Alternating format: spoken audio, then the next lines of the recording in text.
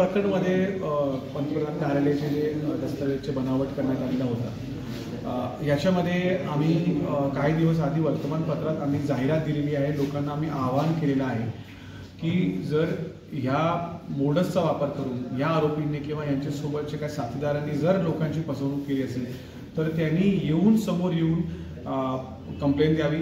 याच्यामध्ये आम्ही कंट्रोल रूमचा नंबर देखील आज आपण सगळ्यांना देतोय. आपण या कंट्रोल रूमच्या नंबरवर देखील आपण आपली कंप्लेंट देऊ शकता. जर याच्यामध्ये कोणाला पुढे येऊन भीती वाटत असेल तर त्यांची देखील आपण काळजी घेऊ नका. आपलं नाव कुठे न येऊन आपण याच्यामध्ये तपास करून आपल्याला न्याय देण्याचा प्रयत्न करू. परंतु सगळ्या सातारकरांना माझं आव्हान आहे की आपण अशा लोकांना अजिबात आपण थरा देऊ नका.